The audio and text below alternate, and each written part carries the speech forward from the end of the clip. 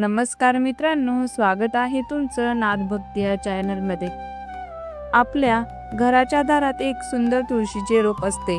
संध्याकाळ झाली की आपण त्यासमोर दिवा लावतो, प्रार्थना करतो, त्यामुळे घरभर एक शांत पवित्र वातावरण निर्माण होतं। पण तुम्ही कधी असा विचार केला आहे का, दारात तुळशी लावण्यामागचं नेमकं कारण काय आहे? चला तर मग आजच्या या व्हिडिओमध्ये आपण जाणून घेणार आहोत दारात तुळशी लावल्याचे धार्मिक, आध्यात्मिक आणि आरोग्यदायी फायदे।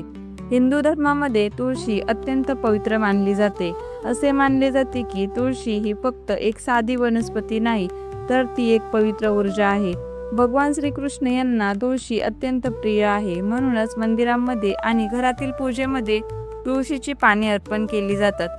ज्या घरात तुळशी असते त्या घरात भक्ती आणि पवित्रता टिकून राहते असे मानले जाते। आपल्या घराचे दार हे घरातील ऊर्जा येण्याचा प्रमुख मार्ग आहे। जेव्हा दारात तुळशीचे रोप असते तेव्हा त्या ठिकाणी एक पवित्र वातावरण तयार होते।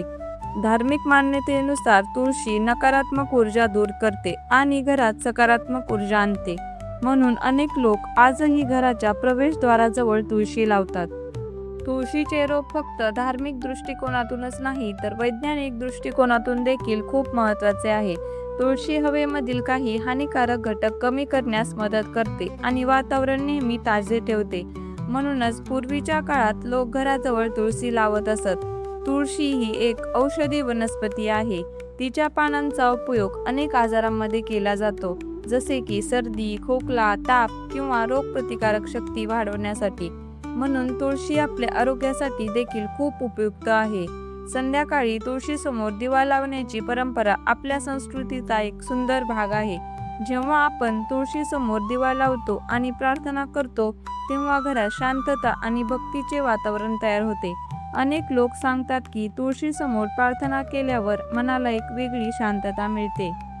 दारात तुळशी लावणे ही फक्त एक परंपरा नाही, ती आपल्या जीवनाला निसर्गाशी आणि भक्तीशी जोडणारी एक सुंदर सवय आहे।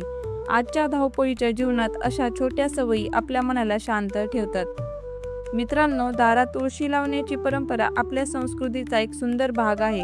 ती आपल्या घरात पवित्रता, सकारात्मक ऊर्जा आणि शांतता आणते।